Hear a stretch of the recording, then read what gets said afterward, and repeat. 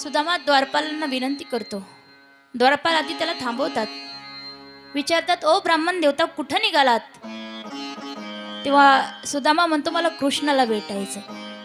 द्वारपाल म्हणतात, तुम्हाला काही दान दक्षिणा पाहिजे का? आम्हीच देतो, आमचा राजा असा कुणालाही भेटणार नाही. तेव्हा सुदामा म्हणतो, अरे मी काही मागायला आलो नाही, मला दान दक्षिणा नाही पाहिजे, मला कृष्णाला भेटायचंय. द्वारपाल म्हणाले, आमच्या राजाला तुम्ही काहीतरी मागण्यासाठीच आला असताल, तुम्ही दरिद्री दिसताय अवतारावरून, तुम्हाला काहीतरी दान दक्षिणा पाहिजे असेल ना, म्हणूनच भेटायचं असेल. अरे नाही रे, कृष्ण माझा मित्र आहे, मी कृष्णाला भेटायला आलो. मित्र म्हटलं की द्वारपाल हसायला लागले की कोणीतरी पागल ब्राह्मण दिसतोय, कुठे आमचा राजा आणि हा कुठे दरिद्री ब्राह्मण, यांच्यात मैत्री कशी होऊ शकते? तेव्हा सुदामा म्हणतो, अरे हसू नका असं, एकदा तुम्ही माझ्या भगवंताला कृष्णाला एकदा जाऊन सांगा, फक्त माझा निरोप द्या की सुदामा नावाचा तुमचा एक ब्राह्मण मित्र भेटायला आलाय. जर कृष्णाने मला नाही ओळखलं तर मी वापस जातो. तेव्हा द्वारपाल आले. दरबारामध्ये भगवान परमात्मा सिंहासनावर बसलेले. द्वारपाल येऊन त्या ठिकाणी उभे राहिले. म्हणतात, देवा, आजपर्यंत आम्ही आमच्या डोळ्यांनी असं दृश्य कधीच पाहिलं नाही. एवढा दरिद्री माणूस दारात उभा आहे की द्वारकेमध्ये असा दरिद्री नाहीच, म्हणून तो द्वारकेच्या बाहेरचा आहे, द्वारकेतील नाही. तेव्हा द्वारपाल त्या ठिकाणी काय सांगतात देवाला, शीश पगान जगातन पे न जाने कौन बसे की ही गामा,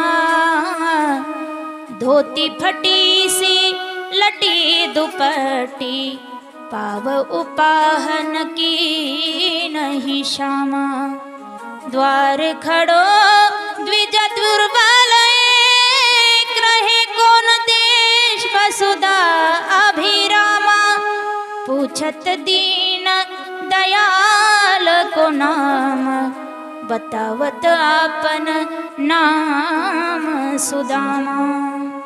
असं वर्णन केलं की देवा फार दरिद्री माणूस आहे, त्याच्या पायामध्ये वाहन काही चप्पल नाही, त्याच्या अंगावर पूर्ण कपडे नाहीत, फक्त एक धोतराचा तुकडा त्याने कमरेला गुंडाळलेला आहे, फाटकं धोतर आहे, गुडघ्यापर्यंतच आहे, ठिगळ लावलेलं मळकं, आणि त्याने डोक्यावरही काही पांघरलेलं नाही, सर्व हाडाचा सापळा, त्याच्यावरून तो फार दरिद्री दिसतोय. आनंदी त्याचं नाव त्यांनी आम्ही विचारलं असताना सुदामा असं सांगतोय, आणि तो म्हणतोय की तो तुमचा मित्र आहे.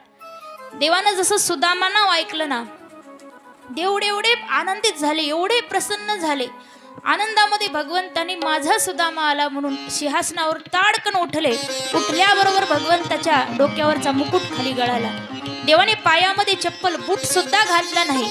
अनवाणी पायाने परमात्मा पळायला लागले आणि धावत धावत येऊन वाटेने दास दासी नौकर चाकर यांची टक्कर व्हायला लागली देवाला, तरी देवाला भान राहिलं नाही. महालाच्या पायऱ्या देवाने एकदा 4-4 पायऱ्या उतरायला सुरुवात केली आणि परमात्मा धावत गेटवर आले, दारामध्ये. आणि तिथं आल्यावर मग सुदामा जो वाट पाहतोय की कृष्ण मला ओळखतो का नाही, की कृष्ण मला ओळखतो की नाही.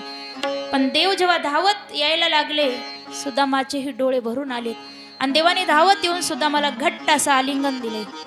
आणि दोघेही मित्र किती वर्षानंतर एकमेकाला आलिंगन देत आहेत, भेटत आहेत, आणि दोघेही रडत आहेत. दोघांच्याही डोळ्यामध्ये आनंदाचे अश्रू आहेत. संपूर्ण त्या ठिकाणी समाज, रस्त्यानं जाणारे माणसंही गोळा होऊन पाहत आहेत की सर्व वाहवाह करत आहेत की खरंच किती उदार राजा आहे आपला, किती दयाळू राजा आहे, आणि किती श्रेष्ठ मैत्री आहे. एक दरिद्री आहे, एक श्रीमंत आहे, तरी त्यांचं एकमेकावर किती प्रेम आहे. सर्व लोक देखील त्या ठिकाणी देवाला पाहत आहेत. तेव्हा भगवंताने एक रथ मागवला, रथामध्ये सुदामाला बसवलेला आहे, आणि रथात घेऊन परमात्मा महालाच्या दारापर्यंत सुदामाला नेतात. सुदामाचं भव्य दिव्य असं स्वागत केलं, अष्टराण्यांनी सुदामाला ओवाळलं, आणि भगवान परमात्मा सुदामाला आपल्या सिंहासनावर बसवतात. आणि रुक्मिणीला म्हणतात, रुक्मिणी ताट आणि तांब्या घेऊन ये म्हणतात, माझ्या मित्राचे सुदामाचे मला पाय धुवायचे. तेव्हा माता रुक्मिणी एक ताट आणते, तांब्या आणते. तेव्हा सुदामाचे पाय धुण्यासाठी देवाने जसे सुदामाचे पाय हातामध्ये घेतले, सुदामाच्या पायामध्ये एवढे काटे मोडलेले होते, जिथे तिथे जखमा झालेल्या होत्या, रक्त वाहिलेले, रक्तानं माखलेले ते पाय पाहिले आणि परमात्मा रडायला लागले. देव फक्त भक्तासाठी रडतो. देव कधी आपल्या परिवारासाठी रडले नाही. देवाच्या डोळ्यासमोर यादव कुळ नष्ट झालं, ती द्वारिका सुद्धा नष्ट झाली, द्वारका समुद्रात बुडाली, तरी सुद्धा देव रडला नाही. अहो, ज्या दिवशी राज्याभिषेक होणार त्या दिवशी वनवासाला जाऊ लागलं तरी सुद्धा देव रडला नाही. पण देव केवळ भक्तासाठी रडतो. सुदामाचं ते दुःख पाहिलं, दरिद्रता पाहिली, सुदामाचे पाय पाहिले आणि देव रडायला लागले. किती रडतात. देख सुदामा की दीना दशा, करुणा करके करुणा निधि रोए, पानी परात को हाथ छुआ नहीं, नैनन के जल से पग धोए. देव किती रडले. तर शुकाचार्य सांगतात, सुदामाचे पाय धुण्यासाठी देवाला तांब्यातलं पाणी घ्यावं लागलं नाही. देवाच्या डोळ्यातून एवढं पाणी वाहिलं आहे की देवाच्या डोळ्यातल्या पाण्यानं भगवंतानी सुदामाचे पाय धुतलेत. इतके रडले. भक्तासाठी रडतो परमात्मा.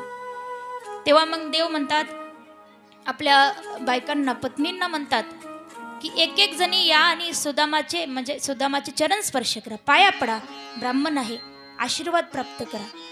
तेव्हा देवाची एक एक पत्नी येते, सुदामाच्या पाया पडते आणि सुदामा येईल तिला आधी हळदी कुंकू लावतात, पुन्हा असा हात करून आशीर्वाद देतात, सौभाग्यवती भव असा आशीर्वाद देतात. मग अशा 100-150 जणी झाल्या. सुदामाचा हात दुखायला लागला हळदी कुंकू लावून, हळदी कुंकू लावून. मग सुदामाने पुन्हा मग हळदी कुंकू लावणं बंद केलं.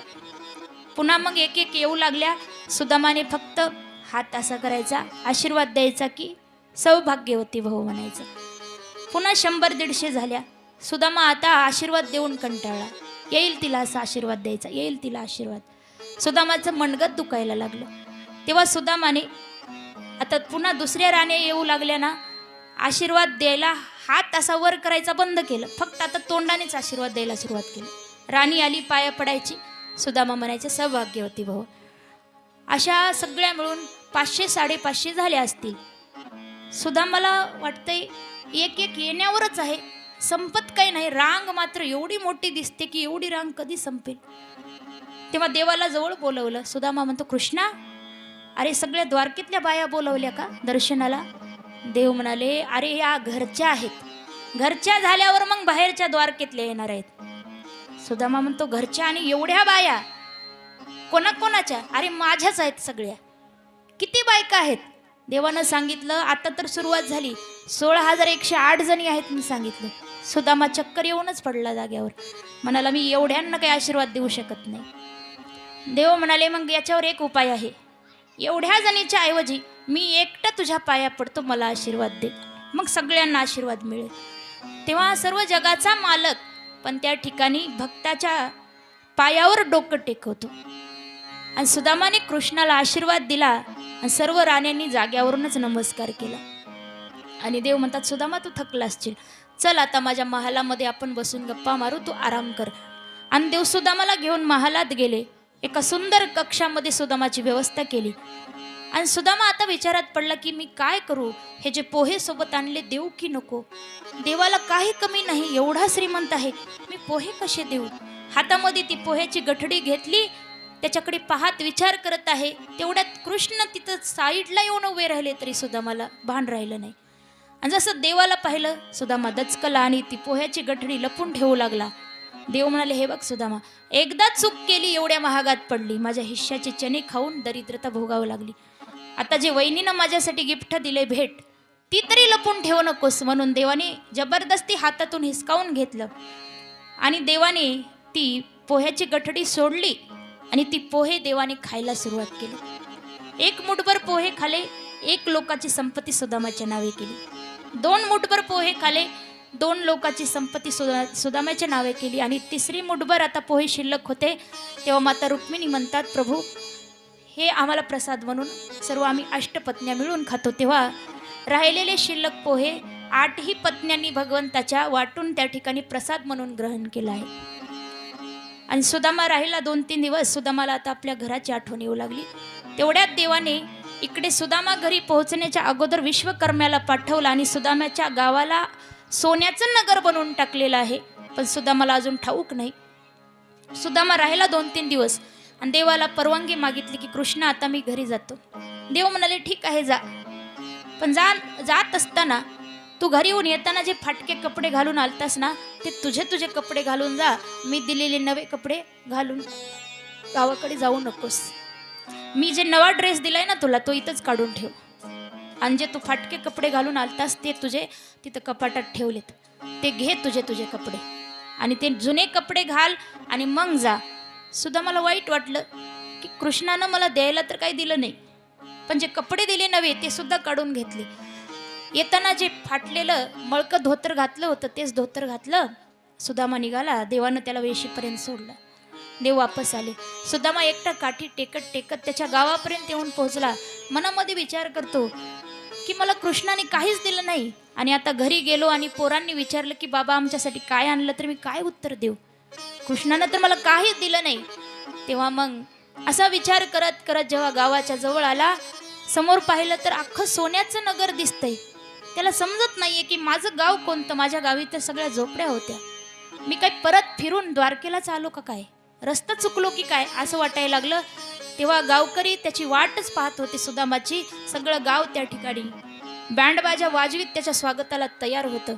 सुदामाला थाटामाटात स्वागत करून सगळ्यांनी गावात नेले. जेव्हा सुदामाला सगळी परिस्थिती समजली ना, सुदामा रडायला लागला की काय माझा परमात्मा दयाळू आहे. मी काहीच मागितलं नाही तरी त्यांनी एवढं भरपूर दिलं.